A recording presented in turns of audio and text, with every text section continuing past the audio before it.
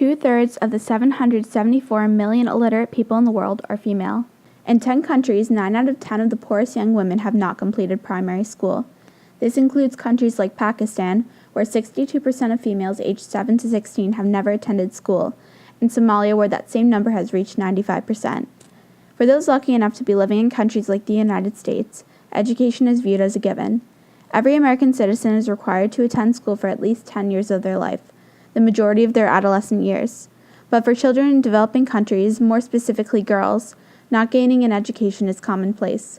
There are 3 major factors that contribute to this lack of educated women.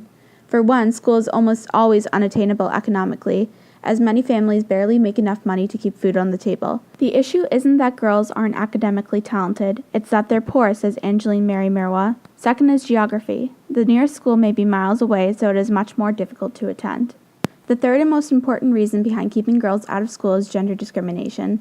In many places in the world, women are still expected to marry young and to produce sons. Therefore, female education is valued much less than male education. As a result, families will often choose to send their sons to school rather than their daughters, especially in rural environments where people do not always have enough money to support themselves. It runs in a cycle. Because boys were more likely than girls to get good jobs after graduation, many families decided it was better to invest their scarce dollars in their sons' education than in educating their daughters.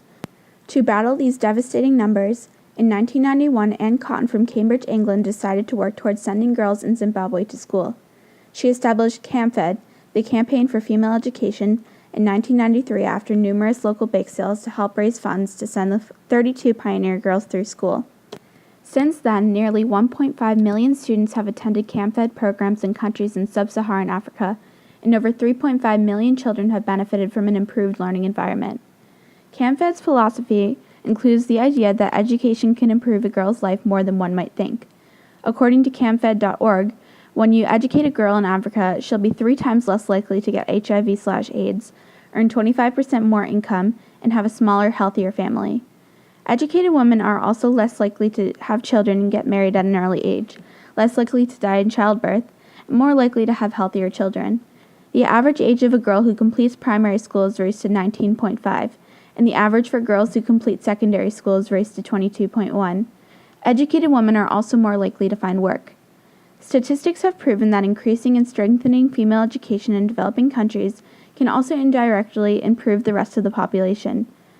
By allowing girls to go and to stay in school, there will be more educated women serving as leaders in the public sphere, giving back to their communities. Education narrows pay gaps between men and women, and, according to research, a 1% increase in female secondary school attendance adds 0.3% to the country's annual per capita income growth. To see the benefits of Camfed's work, look at the experience of Angeline Mary Mirwa. The odds for her gaining an education were stacked against her in rural Zimbabwe. In the early 1990s, Angeline had finished primary school but was not earning enough money to allow for her to attend secondary school. The Zimbabwean government had long since cut back on its financial support for education, and families had to shoulder much of the cost of schooling. Her teachers encouraged her to stay in school, knowing she would be able to help her family later. Soon Camfed was established, and Mary Mirwa was now being supported by the organization. Today, Mary Mirwa is an inspiring female leader and role model, serving as the regional executive director for Camfed's programs in Zimbabwe, Tanzania, Zambia, Ghana, and Malawi, and a co-founder of Camfed's 24,000-member alumni organization. Poverty is the enemy, she says, and it's not something anyone chooses. I had nothing to do with who my parents are or where I was born. Why should I suffer over something I had no choice in? Education is a basic human right, and hundreds of millions of girls are currently being denied this right due to economic situations, and more importantly, gender discrimination. Camfed works to restore the ability for these girls to enjoy this right. Please consider making a donation to Camfed's efforts and go to camfed.org for more information on how to do so.